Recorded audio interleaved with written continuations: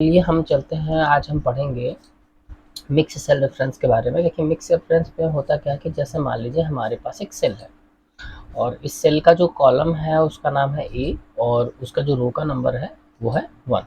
ये पहला सेल है मेरा। तो अब हम अगर इसको लिखना चाहते हैं कि आखिर ये मेरे सेल का नाम क्या होगा, तो हम लिखते हैं मेरे सेल का नाम होगा E1। ठीक है, हम किसी भी सेल को इस तरीके से लिखते हैं। हमें समझना है मिक्स सेल रेफरेंस होता क्या है।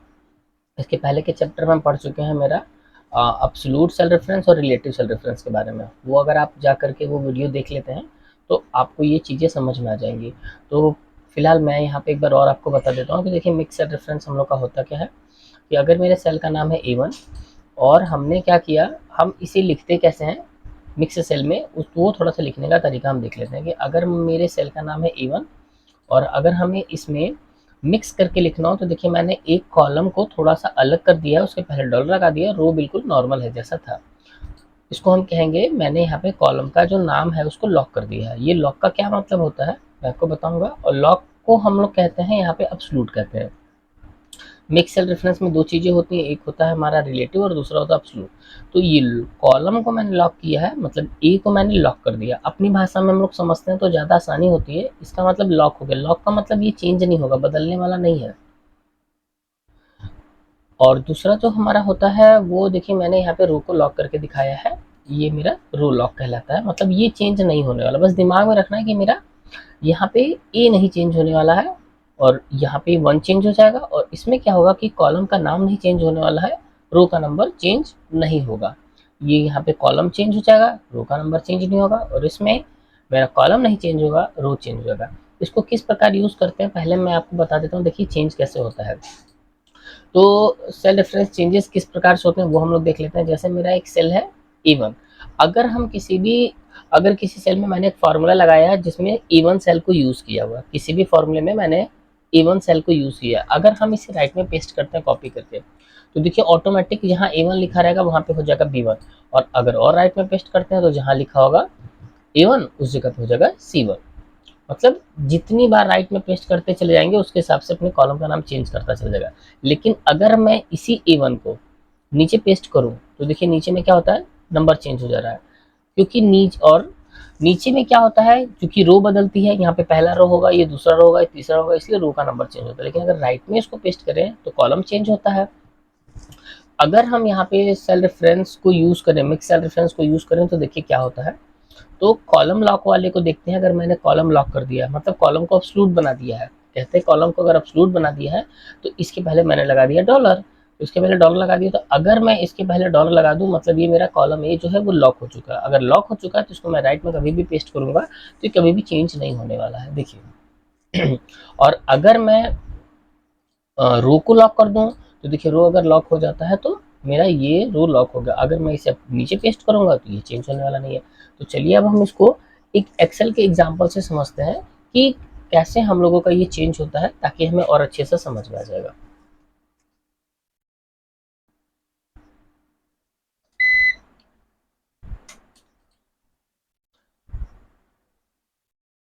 तो ये देखिए हम अपने एक्सेल के पेज पे आ चुके हैं। अब जैसे मान लीजिए कि मुझे क्या करना है, इन दोनों का टोटल करना है।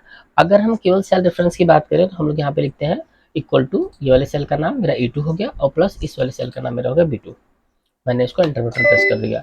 और अगर हम इसे पकड़ के ड्रैग करते हैं नीचे की तरफ तो देखिए होता क्या है, अपने आप ये नीचे अगर हम कॉपी करके पेस्ट करते हैं या पकड़ के खींचते हैं तो नीचे के कंडीशन में क्या होगा, रो का नंबर चेंज हो जाएगा। तो देखिएगा आप ध्यान से, ये मैं पकड़ के खींच दे रहा हूँ।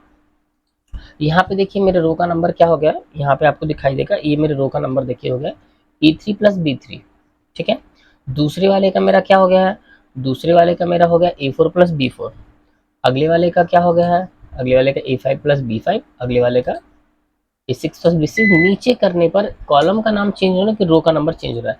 लेकिन देखिए इसी फॉर्मूले को अगर मैं राइट में कॉपी करके पेस्ट करूँ या पकड़ के खींचूँ, दोनों सेम होता है। अगर हमने यहाँ से पकड़ के बगल में ऐसे खींचा तो देखिए ऑटोमेटिक क्या हो जाएगा, इस वाले फॉर्मूले को देखते हैं।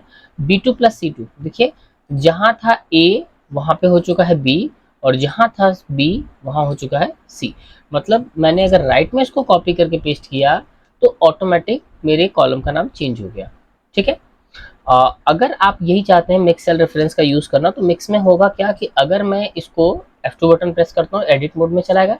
अगर हम यहाँ पे राइट में चाहते हैं कि कॉपी पेस्ट करना चाहते हैं, लेकिन कंडीशन ये है कि मेरा कॉलम का नाम चेंज ना हो, तो हम लोग इसको क्या कर देते हैं, ए के पहले डॉलर लगा देते हैं, यहाँ बी के पहले भी डॉलर लगा देते हैं।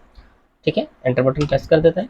अब अगर हम इसे ड्रैग करेंगे राइट में या कॉपी करके पेस्ट करेंगे, तो देखिए चेंज हुआ।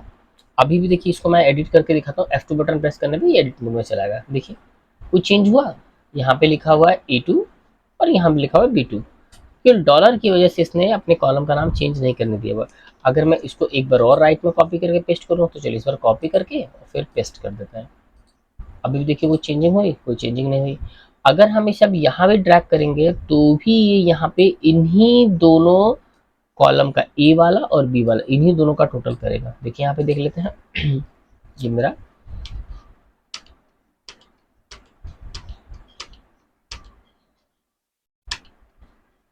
ये देख लीजिए। इसी तरीके से अगर आपको कभी ज़रूरत हो कि मैं क्लिक करूँ, मेरा रो ना चेंज हो, कॉलम चेंज हो लेकिन रो ना चेंज हो, तो जिस एग्जाम्पल में अगर आपको ऐसा करना हो, उस एग्जाम्पल में आप क्या कर लीजिएगा, अपने कॉलम को सॉरी रो को अपने लॉक कर लीजिएगा। मतलब आपको यहाँ पे डॉलर लगा देना और यहाँ पे डॉलर लगा देना। तब आप राइट में ड्रैग करेंगे तो चेंज हो जाएगा मेरे कॉलम का नाम, और अगर नीचे ड्रैग करेंगे तो रो का नंबर चेंज नहीं होगा। जैसे इस एग्जाम्पल को अगर हम लिख देते हैं कुछ हॉरिजॉन्टल डायरेक्शन में लिख देंगे, तो मेरा काम करेगा। हॉरिजॉन्टल डायरेक्शन के लिए मुझे क्या है कि इधर ड्रैग करें तो चेंज होना चाहिए, लेकिन नीचे की तरफ ड्रैग करें तो चेंज नहीं होना चाहिए। तो ये काम हम लोगों का हो जाएगा। जैसे मैं दिखाता हूँ आपको इसी को करके, ये मैं कर लेता हूँ कॉपी, कुछ इन दोनों को कॉपी कर लेता हूँ और चलता हूँ एक दूसरे शीट पे। इसको क्या करते हैं, यहाँ से ट्रांसपोर्ट मोड में वर्टिकल डायरेक्शन में पेस्ट कर लेते हैं, थोड़ा सा हम बड़ा कर देते हैं। ठीक है, और अगर हम यहाँ पे इन दोनों का टोटल निकालें, इस जगह पे टोटल निकालें, तो यहाँ पे क्या होगा कि इक्वल टू ये वाला सेल और प्लस ये वाला सेल होगा। देखिए मैं इधर चाहता हूँ कि मेरे कॉलम का नाम चेंज हो, लेकिन नीचे अगर मैं ड्रैग करूँ तो दो ही का ही टोटल दिखाए। तो यहाँ पे क्या करना होगा, मुझे रो को लॉक कर देना होगा। देखिए यहाँ पे मैं रो को लॉक कर दे रहा हूँ, रो मेरा लॉक हो गया। एंटर बटन मैंने प्रेस किया, सॉरी मैंने एंटर बटन प्रेस कर दिया। अगर मैं इसको नीचे की तरफ ड्रैग भी करता हूँ, तो देखिए टोटल यही सेम टू सेम आएगा। लेकिन जब हम इसे राइट में ड्रैग करेंगे, तो ये ऑटोमेटिक इन दोनों का टोटल करेगा। तो ये इसलिए लगाया जाता है कि ताकि आपकी गलतियां ना हो। अगर आपको पता है कि नहीं मुझे नीचे तो कुछ चाहिए नहीं, सेम आंसर चाहिए, और राइट में मुझे चेंजिंग करना है, तो हम देखिए इस वाली कंडीशन में हमने चेंज किया, इसमें रो का नंबर चेंज कर दो। और ये मेरा रो का नंबर चेंज मुझे नहीं चाहिए, कॉलम का नाम चेंज करना, तो ये मेरा ये भी हो गया mix cell reference. Okay, thank you.